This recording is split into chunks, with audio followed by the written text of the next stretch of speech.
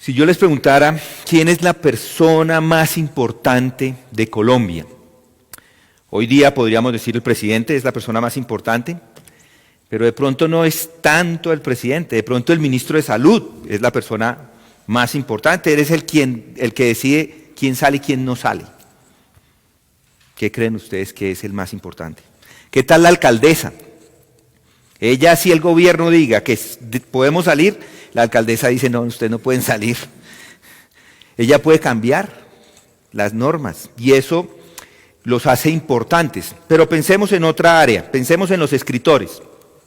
¿Cuál es el escritor más importante que uno cree o que creen que es el escritor más importante en Colombia?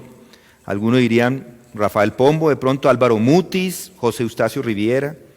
Algunos dirían Gabriel García Márquez, se ganó un Nobel, es el más importante. O el científico. ¿Cuál sería el científico más importante? Jorge Linás, Marta Gómez, algunos dicen porque ya está trabajando con el tema aeroespacial, o Adriana Ocampo, muchos no la conocen, pero ella clonó un gato. O Jorge Reynolds, que se inventó los marcapasos. O pensemos en otra área, en el deportista más importante. Cada año se escoge en este país el deportista más importante. Algunos de ellos como Caterín Ibargüen o Mariana Pajón o Juan Pablo Montoya o James, todos esos son personas importantes. O el artista, pensemos en un artista, Fernando Botero o Juanes o Shakira, son gente importante. O inclusive en otra área, ¿quién es la persona más importante con más dinero? Algunos pueden pensar en Luis Carlos Sarmiento Angulo, es el hombre que tiene más dinero y es muy importante, o Jaime Gilinski o Carlos Ardila Lule, son todas personas que son reconocidas en nuestro ambiente. Todo el mundo ha escuchado de uno o de otros, todos los han escuchado porque son considerados por este mundo como personas muy importantes. Son nombres que conocemos, son exaltados por la sociedad, se consideran como grandes. Probablemente muchos de ustedes los consideran como grandes, son grandes personajes. Pero desde la perspectiva divina, ¿quién es el más grande? No aquí en la tierra, sino en el reino de los cielos. ¿Quién es el más grande? Y eso es lo que nos responde aquí Jesucristo en Mateo 18, en versículos del 1 al 14. Ahí vamos a encontrar esa respuesta. Es una respuesta que le da Jesucristo a los discípulos porque ellos están preguntando en sus mentes quién es el más grande en el reino de los cielos. Quiero que noten que ellos están pensando aquí en el reino de los cielos, no están pensando en este mundo. Ellos no están pensando en el mundo en el que vivían ni en el país, sino quién es el más grande en el reino de los cielos. Y Jesús les da allí una respuesta en dos partes. Número 1, son aquellos que entran al reino de los cielos. Y número 2, son aquellos que cuidan a los que entran al reino de los cielos. Y así lo vamos a ver, se las doy de una vez de entrada, ustedes ya las conocen, esa es nuestra estructura para este día. Desde la perspectiva bíblica, desde la perspectiva divina y celestial, esa es la definición de grandeza en el reino de los cielos. Y a medida que vamos estudiando los textos, se van a dar cuenta a qué me refiero con lo que estoy diciendo. Dios juzga la grandeza de una forma diferente a lo que la juzga el mundo, a lo que la juzgan los seres humanos. Y tengo que decir esto antes de comenzar o antes de continuar. No sea que de pronto está pensando que es muy grande en el reino de los cielos, pero el más grande en el reino de los cielos es Dios. Ya. Ese es el más grande en el reino de los cielos. No hay nadie más grande que Dios en el reino de los cielos. Y Él es el único que le hace grande en el reino de los cielos. Hay que tener en mente eso. Y eso es lo que vamos a ver hoy. Él es el más grande en el reino de los cielos. Dios es el más grande. Y después son aquellos que entran al reino de los cielos. Y después de eso, o segundo, vamos a ver que los que tratan a los que entran al reino de los cielos de una buena forma. Empecemos con Mateo 18. Mateo 18, versículo 1. En aquel momento se acercaron los discípulos a Jesús diciendo: ¿quién es entonces el mayor en el reino de los cielos? Esa es la pregunta. ¿Quién es el mayor? Y para poder llegar a la respuesta, quisiera primero que nos devolviéramos un poco para entender un poco qué es lo que está sucediendo, para recordar un poco qué es lo que está sucediendo en Mateo 16 y 17. Ya lo vimos en las últimas semanas. Desde estos capítulos, Jesús comienza a instruir a sus discípulos de forma directa. Les dijo que se iba a ir a Jerusalén, si lo recuerdan, que sería traicionado, que sería asesinado y que luego se levantaría al tercer día. En ese momento, la respuesta inicial de Pedro fue hacer que Jesús se fuera hacia un lado para reprenderlo. Esto porque Pedro y los otros discípulos pensaban que ir a Jerusalén no era una de las mejores ideas, pero Jesús los corrige, les corrige ese punto de vista y continúa enseñando y continúa exhortando a los discípulos. Y la semana pasada terminamos el capítulo 17, vimos que Jesús tomó a 3 de sus discípulos, Pedro, Jacobo y Juan, y se los llevó al monte y se transfiguró. Jesús le dio a estos 3 un privilegio que los otros 9 no tuvieron. El privilegio fue verlo manifestado, verlo en su gloria. Estos 3 obviamente son especiales, ¿cierto? ¿No les parece? Son especiales. Son especiales porque recibieron ese privilegio de ver a Jesucristo en su gloria. Tuvieron una revelación especial. Los demás no les tocó ver eso. De hecho, esos 9 ni siquiera participaron mucho en la conversación anterior. ¿Recuerdan cuando Jesús les hace la pregunta a los discípulos, cuando dicen, ¿y ustedes? ¿Y qué dicen los hombres que soy yo? Ni siquiera responden estos otros 9. Pedro es el que responde. Tú eres el Cristo, el Hijo del Dios viviente. ¿Y Jesús qué hace en ese momento? Noten ahí el versículo, el capítulo 16, versículo 17. 16, versículo 17. Le dice, y Jesús respondiendo le dijo, bienaventurado eres Simón, hijo de Jonás, porque esto no te lo reveló carne ni sangre, sino mi Padre que está en los cielos. Yo también, noten el 18, yo también te digo que tú eres Pedro, y sobre esta roca edificaré mi iglesia, y las puertas del Hades no prevalecerán contra ella. Y el 19, yo te daré las llaves del reino de los cielos, y lo que ates en la tierra será atado en los cielos, y lo que desates en la tierra será desatado en los cielos. Un elogio increíble para Pedro, justo enfrente de estos 9, de los otros discípulos. Piensen cómo se sintió Pedro. Uy, papá, la hice, ya estoy. El Dios Padre me está hablando a través de mí. Pedro está seguro que es de los preferidos del Padre. Piensen en los otros discípulos, la envidia que sintieron al ver a Pedro. Piensen en Mateo, Bartolomé, Judas y los otros 9, o todos. ¿Qué piensan ahí en ese momento?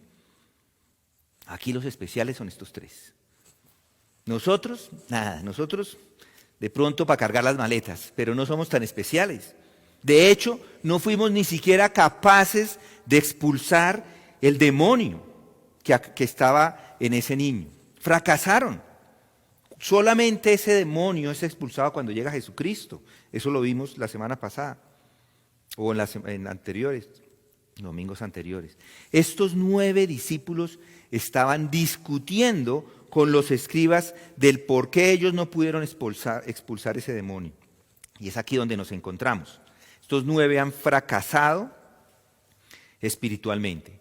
Llegan los otros 3 que han venido con esa gran revelación espiritual, vieron a Jesucristo en la gloria. En este momento, para ellos, pues unos están muy envidiosos, están celosos, digámoslo así. Y ya los discípulos todos en este momento tienen claro que Jesucristo va a morir en Jerusalén. Él se los ha repetido varias veces, se los ha dejado muy claro. Saben que Jesucristo va a ser asesinado. Entonces, ellos se ponen en la discusión. Ya, aquí nuestro jefe va a ser asesinado, ahora tenemos que nosotros solucionar ese problema. Empecemos a pensar quién es el más grande. ¿Quién es el más grande? Y eso es lo que hacen muchas personas. Muchas personas, cuando por ejemplo en el mundo secular saben que alguien se va a ir del trabajo, lo primero que se preguntan es a quién le va a tocar ese puesto. ¿Quién es el grande aquí entre nosotros? Pero eso no solamente en el mundo secular, en la iglesia pasa lo mismo. Yo recuerdo en la empresa que trabajaba que al jefe lo trasladaron. Cuando lo trasladaron, todo el mundo empezó a mostrar sus habilidades para que fuera reconocido o le nombraran como jefe. En la iglesia sucede exactamente lo mismo. Si alguien sabe que el hermano se va, ahí mismo dicen, bueno, ¿quién va a reemplazarle? ¿Quién es el que sigue ahí? Ese es un pensamiento típicamente humano. Así es. Pero miremos, antes de continuar con Mateo, miremos lo que dice Marcos en Marcos 9. Marcos 9, versículo 33. Y llegaron, ahí encontramos el mismo relato, quiero que noten algo allí. Llegaron a Capernaum y cuando ya en la casa, estando ya en la casa, les preguntaba, ¿qué discutías por el camino? Están hablando de lo mismo. Pero ellos guardaron silencio, porque en el camino habían discutido entre sí quién de ellos era el mayor.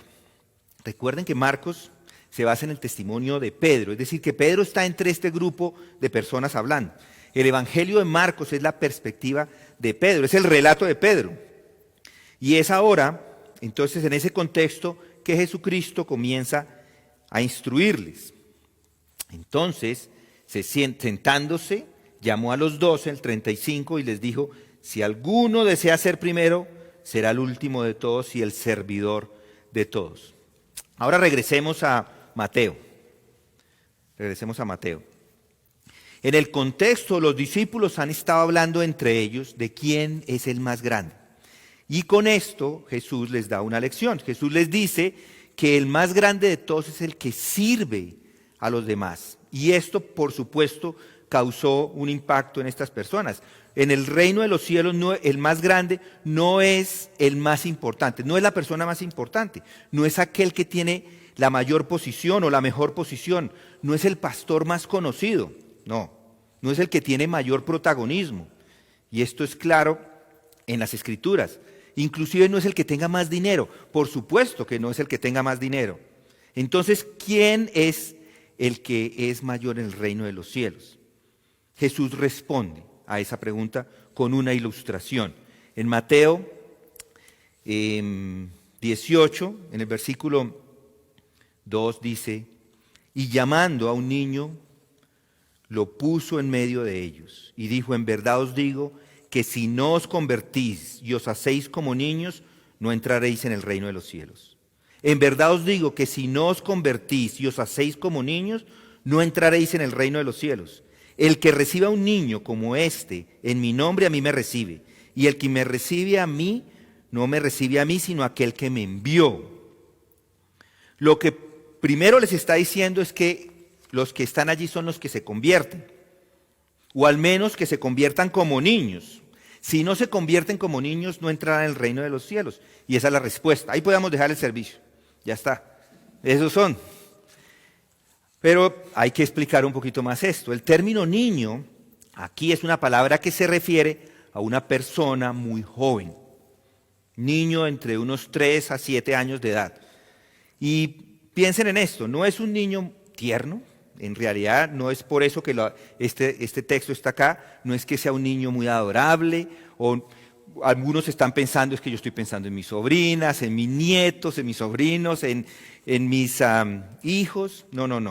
No lo piensen en ellos como que son inocentes. Mis hermanos, los niños no son inocentes, o humildes o son desinteresados. Presten atención a lo que les voy a decir. Si hablamos de alguien grande, no ponemos a los niños en ese lugar. De hecho, los niños están al final de la cadena alimenticia. Los niños están en el fondo, en la parte inferior de la estructura de autoridad. ellos dependen completamente de los padres y ese es el punto. Jesús llama a un niño de 3 o 4 años, lo pone ahí, lo pone delante de ellos y dice, verdad os digo que si no os convertís y os hacéis como niños, no entraréis en el reino de los cielos. Y esa palabra aquí, no, quiere decir absolutamente no, es decir, no entraréis. Eso es lo que está diciendo esa palabra. Es un negativo en el original muy fuerte. Jesús les dice a los discípulos, a los que están ahí, ok, Tomás, Juan y el resto, ¿quieren saber quién es el más grande en el reino de los cielos? Empecemos desde el principio. Antes de que sepan quién es el más grande, la pregunta que se deben hacer es otra, ¿quién entra allí? A menos que se vuelva como este niño pequeño, y no me refiero a lo adorable, dulce, no quiero decir inocente, y no quiero decir sumiso a la autoridad, porque los hijos típicamente no son sumisos. Y típicamente no son desinteresados. A algunos les tengo malas noticias. No, y ninguno de ellos lo es. Y ese es el punto de la ilustración. El punto de la ilustración es mostrarle que al menos que se convierta como uno de ellos, al menos que se convierta como este pequeño niño, ni siquiera entrará al reino de los cielos. El punto de Jesús es que primero debe convertirse, primero debe verse como el nivel más bajo en la escala para entrar al reino de los cielos. Tan bajo que debe entender que ni siquiera merece entrar. Esa palabra convertido, o en Reina Valera volváis, tiene que ver con un cambio de dirección. Lleva la idea de arrepentirse, de dar la vuelta y tomar otra dirección. Entonces, a menos que deje de vivir para usted, a menos que se dé vuelta y vaya exactamente en la dirección contraria y comience a vivir para Dios, no va a entrar al reino de los cielos. Tiene que primero llegar a ser como este niño pequeño para que pueda entrar, de otra forma no va a entrar. Y Mateo lo enseñó exactamente lo mismo, ya nos lo había enseñado en las bienaventuranzas. Si recuerdan las bienaventuranzas en Mateo 5, si quieren regresen unas páginas a Mateo 5, él nos lo dice, bienaventurados, Mateo 5:3, bienaventurados los pobres en espíritus, pues de ellos es el reino de los cielos. Bienaventurados los que lloran, pues ellos serán consolados. Bienaventurados los humildes, pues de ellos heredarán la tierra. ¿Quiere entrar en el reino de los cielos? Va a tener que reconocer su bancarrota espiritual, su pobreza espiritual, porque ellos y solo ellos son los que entran al reino de los cielos. Debe reconocer como un niño que no trae nada. Piensen en esto. Ustedes son hijos, probablemente muchos de ustedes tienen todavía a sus padres y muchos de ustedes contribuyen en la casa y alguno dirá, bueno, yo algo ayudo en mi casa y pago los servicios, entonces yo soy un hijo que algo ayudo, yo puedo estar ayudando en mi casa. Pero piensen que este es un niño de 4 años. ¿Sabe qué trae un niño de 4 años a la mesa? Nada, no pone nada, solo pide. Nada, nada, nada, y ese es el punto. ¿Quiere saber acerca de la grandeza del reino? ¿Sabe por dónde empieza? Reconociendo que incluso entrar allí va a tener que llegar a ser como un niño. Va a tener que parar de vivir para usted, va a tener que dejar de vivir para usted como si usted fuera el mismo Dios. Va a tener que darse vuelta por completo y va a tener que empezar a vivir para Dios y para los demás. Va a tener que llegar a ser como un niño y reconocer que no trae nada a la mesa. Usted no es Dios, no es el creador. Muchas veces lo que hace el hombre es que se compara con los de la misma especie, con los demás. Y piensa, bueno, yo no soy tan mal como aquel, no estoy tan mal como este otro. Si usted se compara conmigo, pues claro que sí, sus ojos ven a un pecador. Si usted compara su bondad, moralidad e inteligencia conmigo, por supuesto que van a verse mucho mejor. Yo soy pecador, pero si se compara con Dios, le falta muchísimo, muchísimo. Se da cuenta de lo que realmente o qué tan lejos está de Dios cuando se compara con Él. Es fácil compararse con los otros, pero va a tener que reconocer que tiene que llegar a ser como un niño, va a tener que convertirse en uno que reconoce que no trae nada, uno que no trae nada a la mesa. Yo recuerdo que cuando jugábamos fútbol en años del colegio, recuerdo que al final del partido hacíamos una vaca y comprábamos una Coca-Cola, litros o 2 litros, lo que fuera en ese momento, y hacíamos una vaca. Decíamos, bueno, ¿quién tiene dinero? Y siempre algunos sacan unas monedas, otro... Siempre hay uno que no pone nada. Bueno, es lo mismo acá. Nosotros somos ese que no pone nada, no ponemos nada, nada. Convertirse en un niño no se trata de ese niño humilde o inocente o desinteresado, no, no, no. Porque los niños por naturaleza no son de esa manera. Ni tampoco el niño que está hablando acá es porque sea un niño especial o un niño diferente. No, se trata de aceptar esa posición, ese rango de que estamos en lo más bajos en la cadena social o en la escala social, la posición más baja de autoridad. Se trata de depender realmente de Dios y entender que Él está por encima, de que las personas están por encima, todos están por encima de usted. Se trata de verse realmente pobre en espíritu. Se trata de llorar el pecado. Se trata de entender esto de la sed de justicia de la que habla Mateo en las bienaventuranzas y reconocer que necesita a Dios. No estamos hablando de la humildad de carácter y conducta de estos niños. ¿Quién es el más grande en el reino? El que se humilla como un niño. Noten ahí el versículo 4, regresemos otra vez a Mateo. ¿Quién es el más grande del reino de Dios? Esa es una declaración muy importante y quiero que piensen otra vez mientras lo leo. Así pues, dice, cualquiera que se humille como este niño, ese es el mayor en el reino de los cielos. Cualquiera, dice, cualquiera que se humille como este niño. ¿A quién incluye cualquiera? A cualquiera, cualquier persona. Cualquier persona es el más grande en el reino de los cielos. A cualquiera que se humille, ese es el mayor. Sí, sí. Usted, todos los que estamos aquí escuchando, serán los más grandes. Entonces, ¿quién es el más grande? La respuesta es ninguno y todos. Todos y ninguno. Aquel que se humilló como este niño es el más grande en el reino de los cielos. Y solo los que se humillan como los niños son los que entran al reino de los cielos. Les tengo entonces una buena noticia para algunos y una mala noticia para otros. Todos somos iguales a la vista de Dios. Todos somos niños y todos somos hijos de Dios. Y ese es el punto. No hay diferencias en el reino de los cielos. No hay diferentes. Las personas todas somos iguales en el reino de los cielos. Aparte de Dios, no hay grandes en el reino de los cielos. No solo, allí no hay sino muchos pequeños que pertenecen a Dios y ya.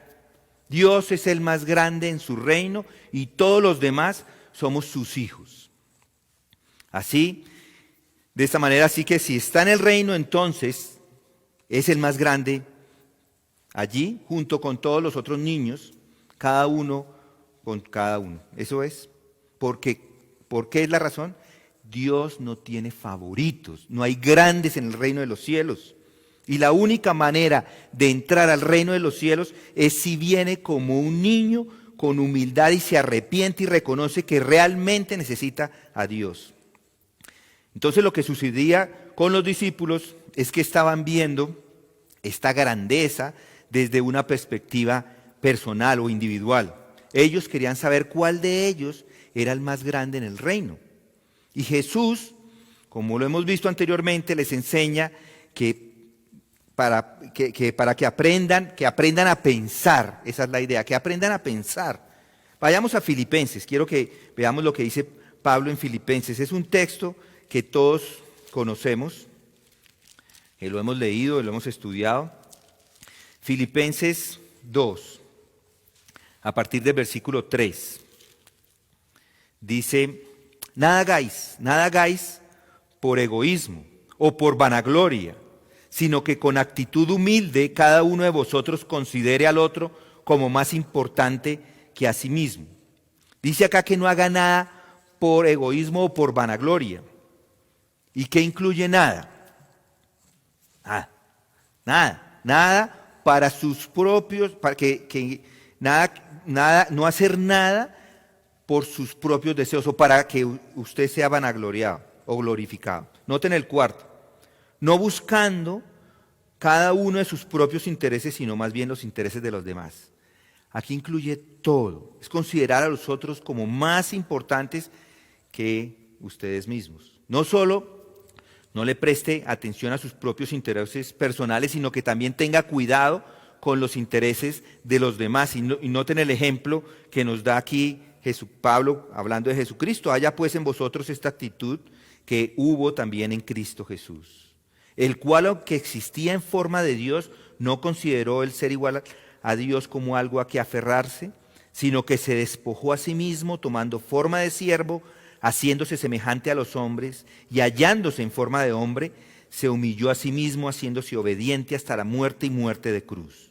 Por lo cual Dios también le exaltó hasta lo sumo y le confirió el nombre que es sobre todo nombre, para que al nombre de Jesús se doble toda rodilla, de los que están en el cielo y en la tierra y debajo de la tierra, y toda lengua confiese que Jesucristo es Señor, para la gloria de Dios Padre. ¿Saben quién es grande en el reino? Jesucristo es grande. Él es el grande.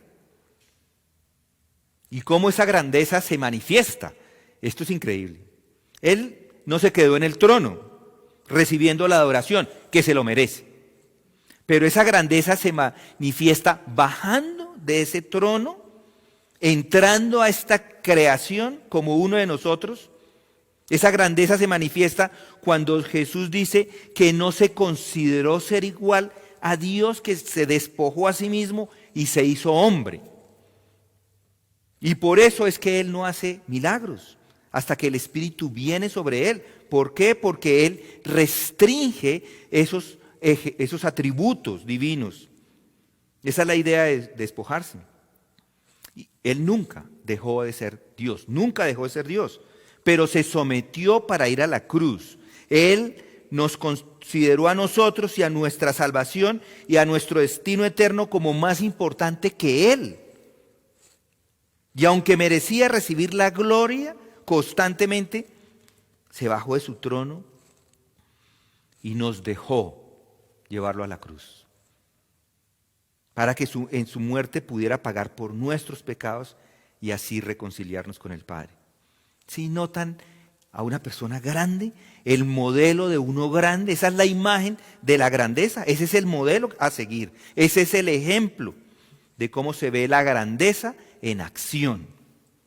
Eso es lo que significa cuando Jesús dice que si realmente quieres ser grande, hazte como un siervo de todos. Él mismo lo fue, porque esa es la definición de la verdadera grandeza.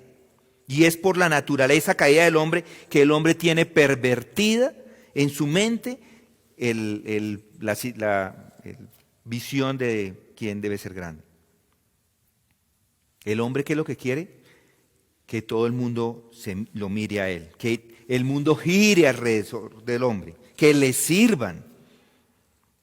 Incluso está tan metido en nuestra sociedad que el hecho de que la esposa sea la ayuda idónea, por ejemplo, ya eso ya no pega. Nadie quiere escuchar este sermón. Que el hombre es la cabeza y que la esposa se somete, eso es repulsivo en nuestra sociedad. No entienden esto del sometimiento. Jesucristo se sometió y bajó a servir al hombre. ¿Saben quién es la ayuda idónea número 1 en las Escrituras? Dios. Porque sin su ayuda ni siquiera existiríamos. Sin su ayuda no respiraríamos. Sin su ayuda el universo no existiría. Esa es la definición más grande de grandeza, aquel que cuida de los demás. Así que cuando Jesús está respondiendo a la pregunta a los discípulos, ¿quién es el más grande en el reino? La respuesta que da en Mateo 18 es que aquel que entra al reino de Dios con humildad, porque sin humildad ni siquiera puede entrar al reino de los cielos. Y en segundo lugar, los más grandes del reino son aquellos que vienen al reino de Dios no solo entrando con humildad, sino son aquellos que cuidan de los hijos de Dios con humildad. Noten los versículos 5, regresemos a Mateo, si estaba todavía en Filipenses, en Mateo 18, y de los versículos 5 en adelante hasta el 14, vamos a ver esto. No solo necesita humildad para entrar en el reino, sino Dios espera que nosotros como hijos manifestemos con acciones el hecho de que pertenecemos a ese reino. Para empezar, señala que todos son responsables de cómo tratan a los hijos de Dios. Noten el versículo 5. Y el que reciba un niño, como este en mi nombre, a mí me recibe. Quien recibe a uno de estos niños en mi nombre es porque está asociado conmigo. Recibir a uno de estos pequeños es como recibir a Cristo en casa. Así es. De la forma que usted trate a los hijos de Dios es como si tratara a Jesucristo mismo. Escuchen bien, como tratan al pueblo de Dios, como trata a los hijos de Dios, es como si usted hiciera ese trato con el mismo Dios. De la forma que usted trata a los hijos de Dios es como trata a Dios. Si usted trata mal a uno, no importa quién es, si es creyente, si no es creyente, si trata mal a un hijo de Dios es como si tratara mal a Dios. Y esto de en mi nombre significa que reconoce que pertenece a Él. Así que para empezar, Jesús aquí nos está señalando que todos son responsables de cómo tratan a los hijos de Dios. Y no solamente cómo los trata, sino también qué tipo de influencia hace en ellos. Son responsables de ese impacto que tienen en los hijos de Dios. Noten lo que dice ahí más adelante en el siguiente versículo. Pero el que haga tropezar a uno de estos pequeñitos que creen en mí, mejor le sería que le colgaran al cuello una piedra de molino de las que mueve un asno y que se ahogara en lo profundo del mar. El que haga que uno de estos pequeños que creen en mí tropiece, sería mejor que una piedra de molino pesada, porque esas piedras de molino son pesadas, colgada alrededor del cuello y ser ahogado en la profundidad del mar. La piedra de molino es básicamente una piedra enorme, rodeada, o una piedra redondeada que se usaba para moler los granos y convertirlos en harina. Y eso que dice acá, piedra de molino, es bien interesante porque lo que está mostrando acá, que esta piedra primero es muy grande porque la está empujando un asno. No estamos hablando de piedras pequeñas, piedras grandes de molino. Y las que han encontrado, por ejemplo, los arqueólogos, pesan 1 tonelada y más. Una piedra muy pesada. Piensen, un Twingo pesa 800 kilogramos. Un Ford Focus pesa 1,5 toneladas. Es tan pesado como un Ford Focus, es tan pesado como esos, como un carro de esos.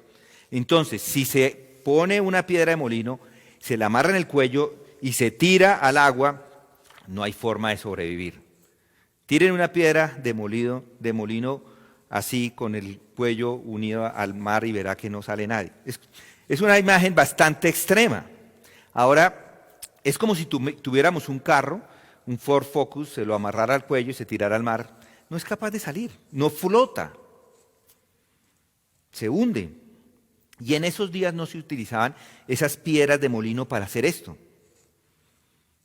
Pero sí había una forma de ejecución. Se le ponían a las personas piedras en su ropa, en sus pantalones, y los arrojaban al agua. Y las personas se ahogaban. Esa era otra forma, al lado de la crucifixión, de castigar por los delitos.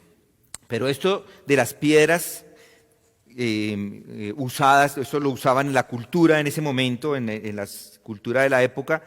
Aquel criminal que querían ejecutar lo mandaban al agua y eso significaba que esa persona iba a vagar sin rumbo en el más allá. Así que cuando Jesús dice que quien hace esto a estos pequeños que creen en Él, si les hacen tropezar a estos pequeños, sería mejor que le pusieran una piedra de molino, que es muchísimo más grande, colgar alrededor del cuello y ser ahogados en la profundidad del mar. Significa que sería mejor morir en una de las peores maneras que hacer caer a uno de los hijos de Dios. Sería preferible morir de una forma horrible que hacerles caer. Entonces piensen en esto. Cuando se pincha, se puya, se punza, se hace bullying o se trata mal o se burla de un hijo de Dios, va a tener que responder por ello. Usted no solo es responsable de cómo trata a los hijos de Dios, sino que además es responsable del impacto que tienen en sus vidas, que usted tiene en sus vidas. Esto es como una llamada de atención para todos.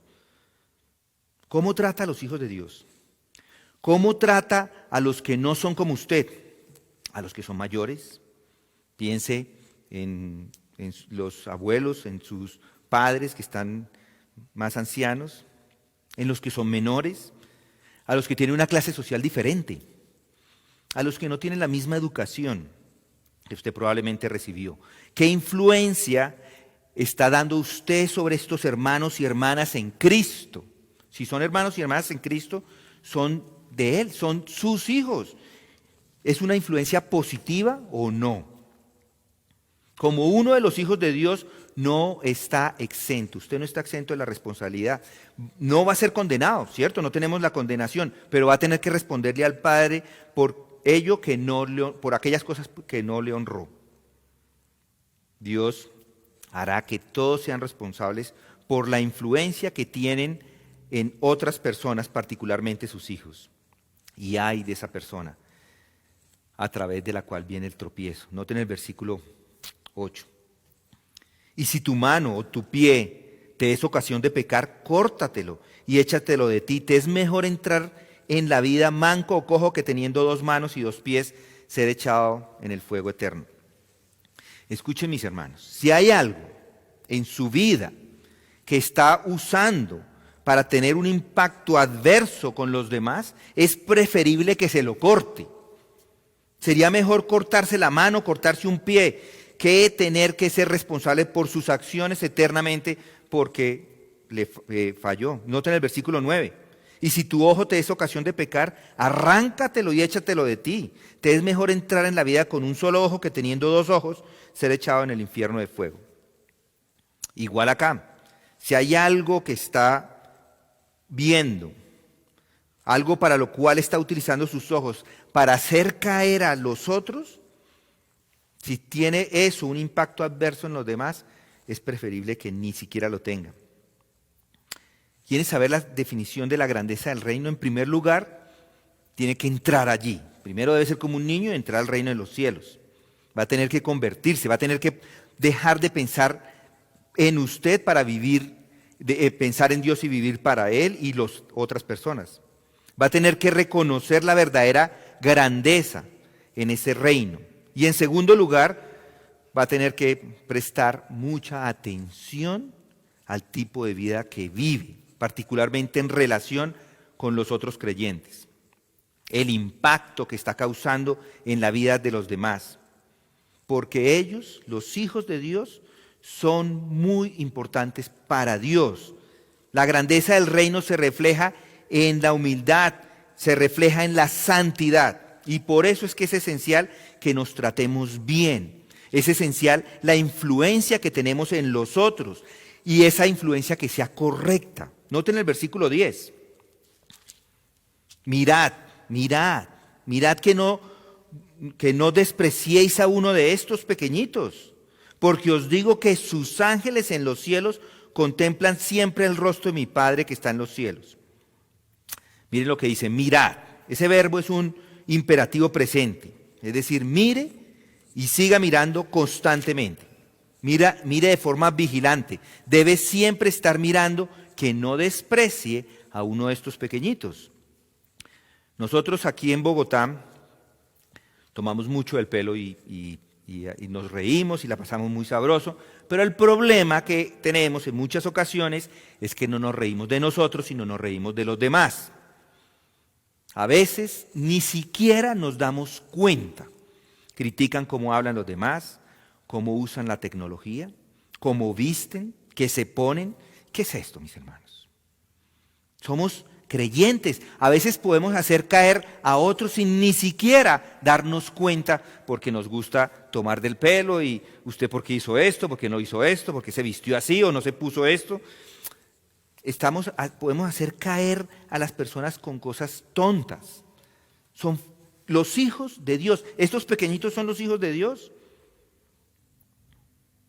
La palabra desprecies básicamente significa tratar a alguien con desprecio, tratar a alguien como de un menor rango.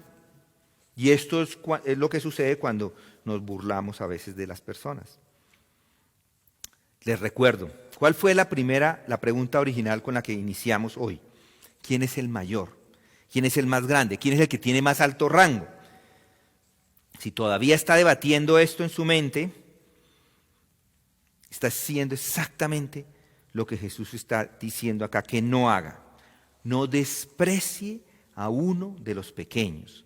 ¿Por qué? Porque os digo, dice ahí, que sus ángeles en los cielos contemplan siempre el rostro de mi Padre que está en los cielos. Esto es interesante. ¿Han oído hablar del ángel guardián? Hay algunos que piensan que la gente tiene ángeles guardianes, que cada creyente tiene su ángel asignado a ellos y que constantemente el ángel los está observando. Y argumentan esa posición desde este texto. Y es interesante porque si nos fijamos en el texto, realmente no hay lugar para esa afirmación. No hay ninguna declaración allí sobre un ángel que está siendo el guardián de un creyente. Pero yo les digo una cosa, ni siquiera importa. Ni siquiera importa porque la promesa de protección es más grande y de mejor calidad que la de un ángel. Si usted era de los que pensaba que había un ángel cuidándoles, bueno, les tengo una mejor noticia. No son los ángeles los que cuidan.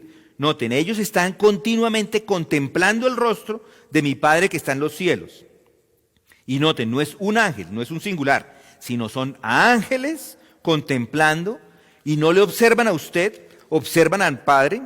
¿En dónde se encuentran ellos? En el cielo, están en presencia del Padre.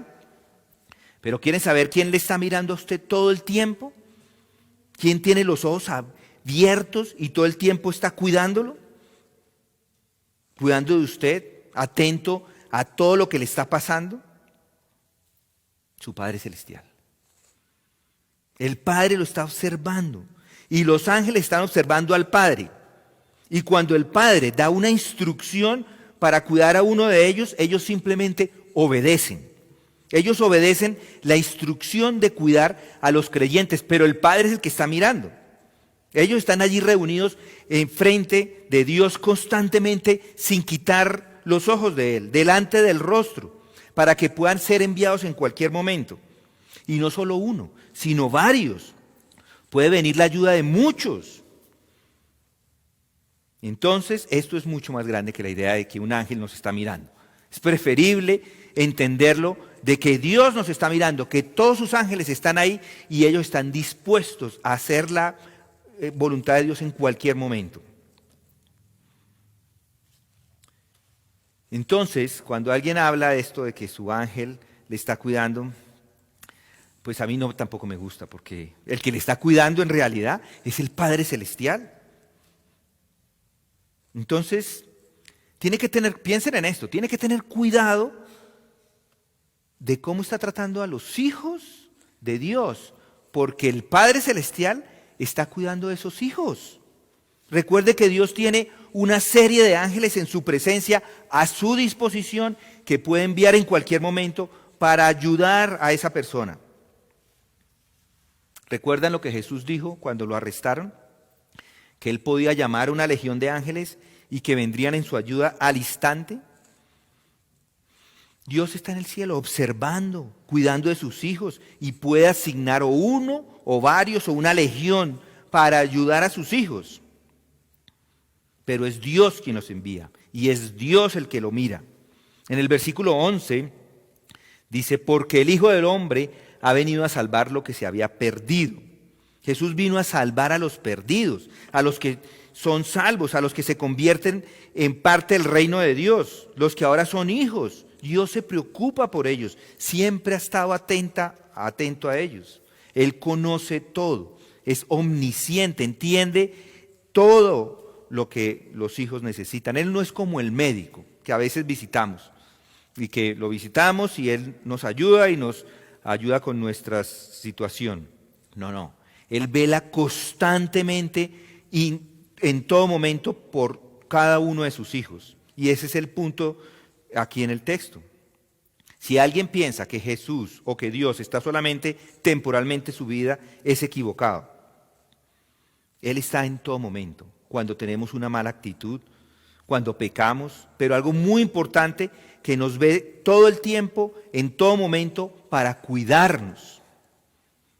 Esto nos debe tener una influencia santificadora, una influencia de consuelo, de aliento, de motivación para seguir una vida santa, para tener una comunión más cercana con el Padre Celestial y con las otras personas.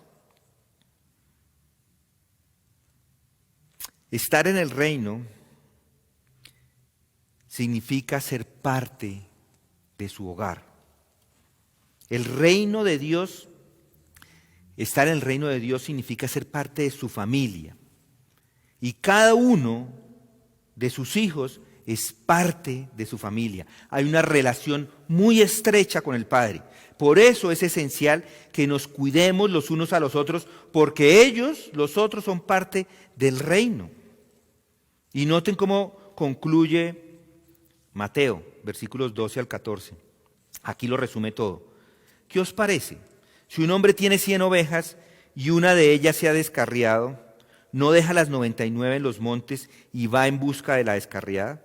Y si sucede que la haya, en verdad os digo que se regocija más por esta que por las 99 que no se han descarriado. Así no es la voluntad de vuestro Padre que está en los cielos que se pierda uno de estos pequeñitos. ¿Cuántos de ustedes tienen hijos? De pronto no los puedo ver, pero algunos pueden alzar las manos. A nosotros, en algún tiempo en el pasado, se nos perdieron. Una vez estábamos con el niño en el Éxito y se perdió. Otra vez se nos perdieron en un almacén grandísimo de ropa también y se perdió uno de ellos.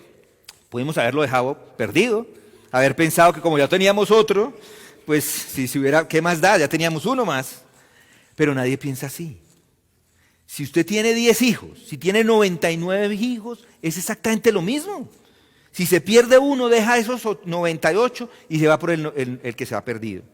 Ese es el punto aquí.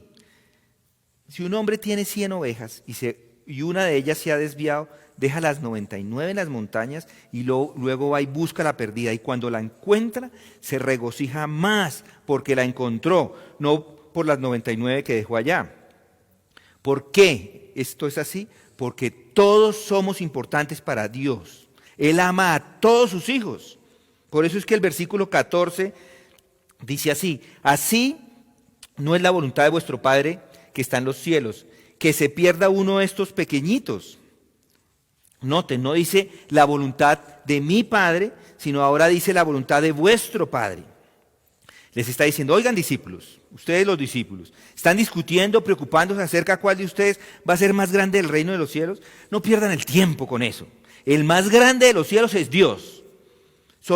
Y allí están los que entran al reino, que son sus hermanos y sus hermanas. Todos tienen igual de importancia. No hay uno mayor. No hay ovejas negras en la familia del cielo. Todos están allí, todos por igual. Y la voluntad de vuestro Padre que está en los cielos es que ninguno de ellos perezca. La definición de grandeza en el reino de los cielos está ahí. Si entiende esto, si reconoce esto, entonces no se preocupe por usted, no se preocupe, sino más por usted mismo, sino más bien preocúpese por las demás personas, por los hermanos y las hermanas.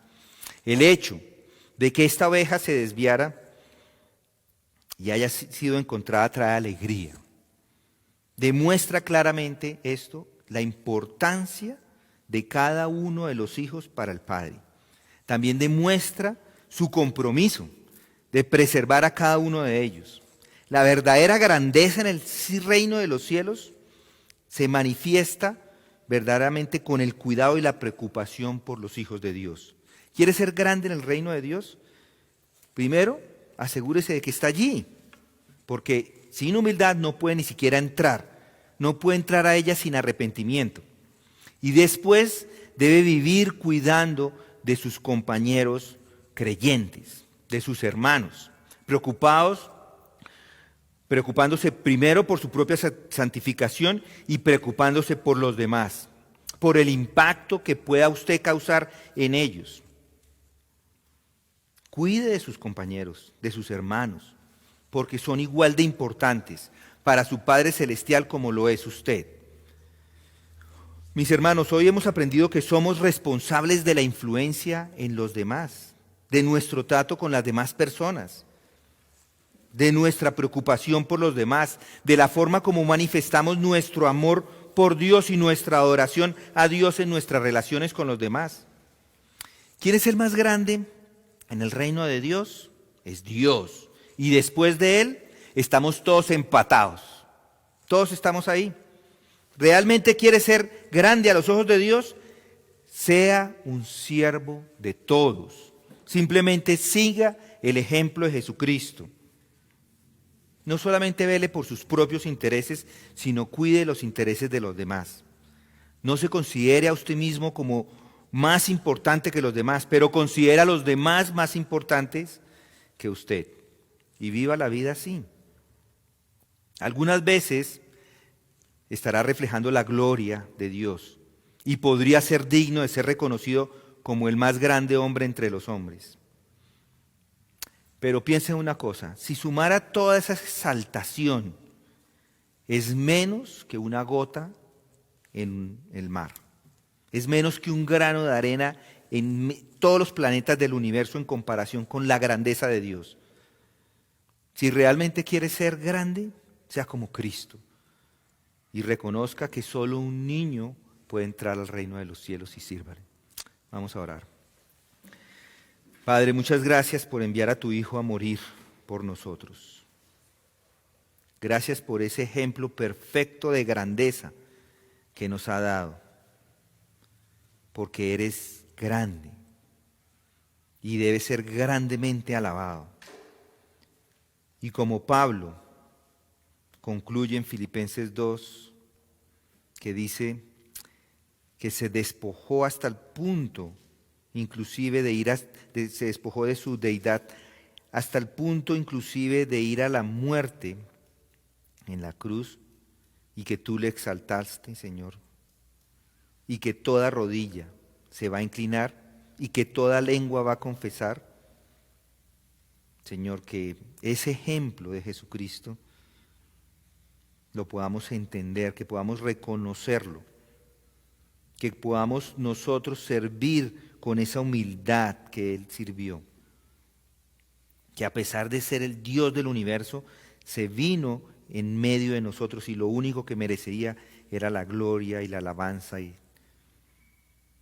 Señor, ayúdanos a ser como Cristo. Esto lo oramos en el nombre de Cristo Jesús. Amén.